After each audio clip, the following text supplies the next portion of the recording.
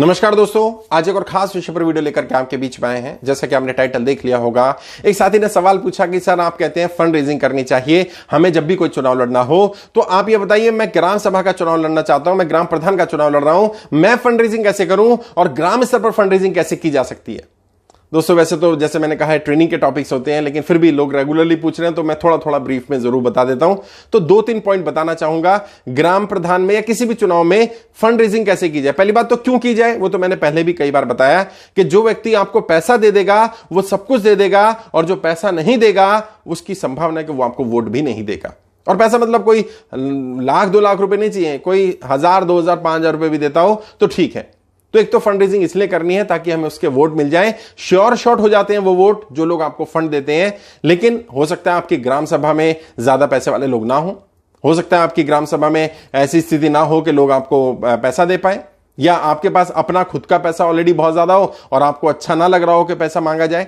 तो क्या करें, तो उनसे पैसे की बजाय संसाधन मांग लें।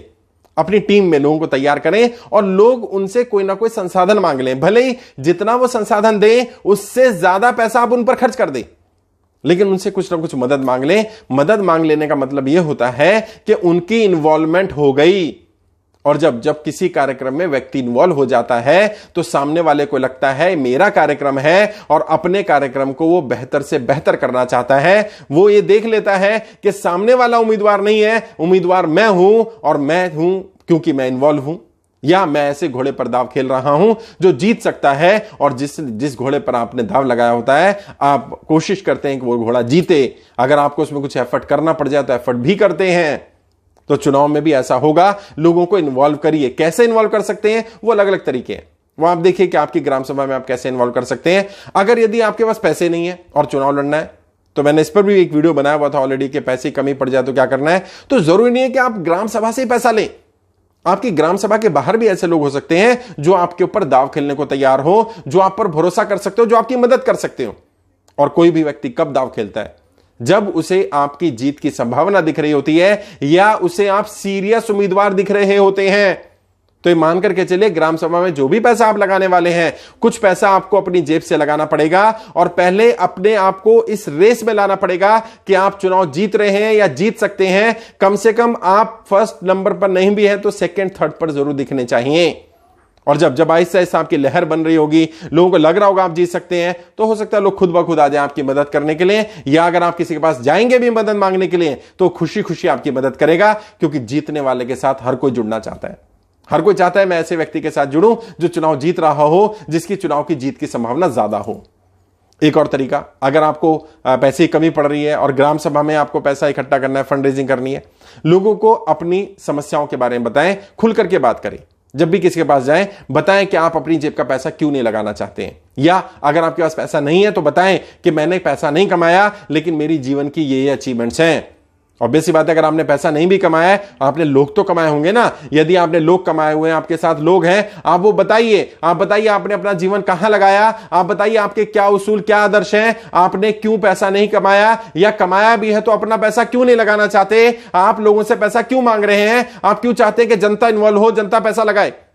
और सबसे बड़ा कारण यही होता है कि लोगों को यह समझाना आसान है कि यदि जनता पैसा लगाएगी तो जनता का दबाव मुझ पर रहेगा, मैं जीतने के बाद जनता के लिए काम करूंगा। लेकिन यदि मैंने अपना ही पैसा लगाया और मैं चुनाव जीत भी गया तो मेरा पहला उद्देश्य जो पैसा मैंने लगाया होगा उस पैसे को कमाने का होगा, ना कि मैं क्षेत्र के विकास के लिए, गांव के विकास के लिए काम करूंगा। और यह बात सच भी है दोस्तों, जब व्यक्ति अपनी जेब का पैसा लगाता है किसी भी चुनाव में तो उसका पहला उद्देश्य क्या होता है, उसका पहला उद्देश्य होता है जो पैसा मैंने इन्वेस्ट किया है वो पैसा वापस आ जाए, चाहे गांव का विकास हो ना हो, क्षेत्र का विकास हो ना हो। अगर आपका उद्देश्य वाकई क्षेत्र का विकास करना, गांव का विकास करना है और आपके पास पैसे नहीं है, कोई बात नहीं, अपनी बात सामने रख दीजिए। पैम्फलेट के माध्यम से रखिए, पोस्टर के माध्यम से रखिए, वीडियो बना करके रखिए। जा करके आपकी टीम जाएगी, टीम जाकर के लोगों को मिलेगी और बताएगी भाई बहुत ईमानदार आदमी है, छवि साफ है, आप जानते हैं गांव में, क्योंकि जनरली लोग गांव में जानते होते हैं। और ये व्यक्ति अपना पैसा नहीं लगा सकता क्योंकि इसके पास पैसा नहीं है, इसने ईमानदारी से जीवन यापन किया है और ये कोई 2 नंबर का या किसी तरह का भी पैसा नहीं है, और ये चाहता है कि आप लोग इस पर दाव खेलें। अगर आप लोगों को लगता है कि दाव खेला जाना चाहिए तो आप लोग दाव खेलिए, लेकिन ये ध्यान रखिएगा जब भी लोगों के पास जाए उससे पहले कुछ पैसा अपनी जेब का जरूर लगा दें ताकि आपकी छवि बन जाए। ऐसा ना हो कि आपके पास पोस्टर लगाने के पैसे नहीं है, ऐसा ना हो बैनर भी ना लगा पाए, ऐसा ना हो कि आपके साथ जो 10-20 लोग चल रहे हैं उनके खाने की व्यवस्था आपके पास ना हो। यदि आपकी स्थिति वाकई इतनी ज्यादा खराब है कि आपके पास बिल्कुल भी पैसे नहीं है, आप अपनी साथ की टीम के लोगों को भी पैसा नहीं दे सकते हैं, आप अपने पोस्टर, होर्डिंग, बैनर्स के लिए जो मिनिमम रिक्वायरमेंट एक्सपेंसेस है वो भी नहीं कर पा रहे हैं, तो फिर मैं आपको रिकमेंड करूंगा कि आप अभी चुनाव ना लड़ें। क्योंकि देखिए, चुनाव में कुछ खर्चे तो ऐसे हैं जो मैंडेटरी हैं, वो करने ही पड़ेंगे। अगर आपको खाना बनाना है तो बर्तन तो चाहिए, गैस तो चाहिए, खिचड़ी भी बनानी है तो दाल चावल मसाले तो चाहिए होंगे। अगर आपके पास बिल्कुल भी बेसिक रिसोर्सेज नहीं है तो मैं रिकमेंड नहीं करूंगा कि आप चुनाव लड़ें। और अगर आप लड़ने चले भी गए और आपने फंड रेजिंग की भी तो कोई आपको पैसे नहीं देगा। फंड रेजिंग के इसके अलावा कुछ प्रिंसिपल्स भी होते हैं। डायरेक्ट पैसा नहीं मांगना होता है, पैसे के अलावा कुछ और तरीके होते हैं, कुछ और सेंटेंसेज होते हैं जो बोलने होते हैं ताकि लोग खुद ब खुद पैसा देने को तैयार हो जाए।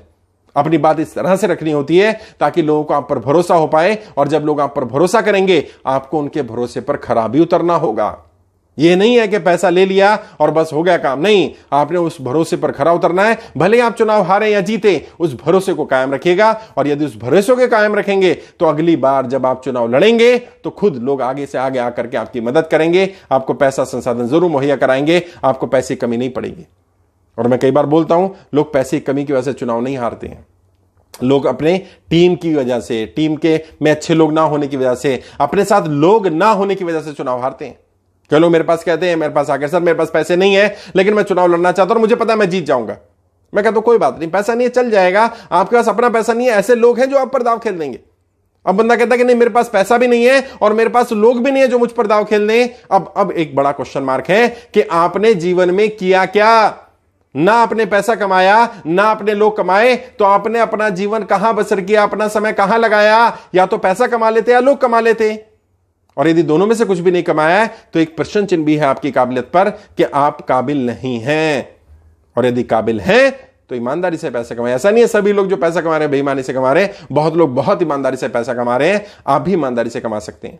और फिर भी अगर आपको कोई ऐसा साधन नहीं मिल रहा तो कम से कम लोग तो कमाए जा सकते हैं, कम से कम ऐसे लोग तो इकट्ठे किए जा सकते हैं, 10, 20, 50 लोग जो निस्वार्थ भाव से आपके साथ खड़े होने को तैयार हो जाएं। और यदि निस्वार्थ भाव से 10, 20, 50 लोग आपके साथ खड़े हो गए ना, तो फिर देखिएगा लोग डोनेशन भी दे देंगे, सपोर्ट भी दे देंगे और आप चुनाव जीत भी जाएंगे।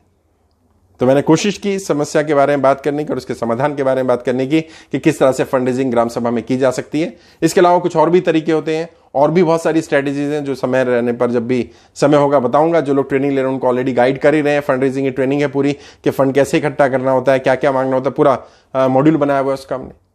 फिर भी कोई डाउट हो, 2, 4, 5 मिनट कोई सवाल पूछना चाहें तो डायरेक्ट फोन कर सकते हैं, वीडियो के डिस्क्रिप्शन में मेरा नंबर मिल जाएगा, डायरेक्ट बात करिए। यदि कोई और डाउट है, किसी और टॉपिक पर वीडियो चाहिए तो बताइएगा, डिस्क्रिप्शन में लिखिएगा नीचे कमेंट बॉक्स में कि इस टॉपिक पर वीडियो चाहिए, डेफिनेटली मैं बनाने की कोशिश करूंगा। आज के लिए इतना ही, आगे किसी और विषय पर बात करेंगे। आपके उज्जवल राजनीतिक भविष्य के लिए हार्दिक शुभकामनाएं। जय हिंद, जय भारत।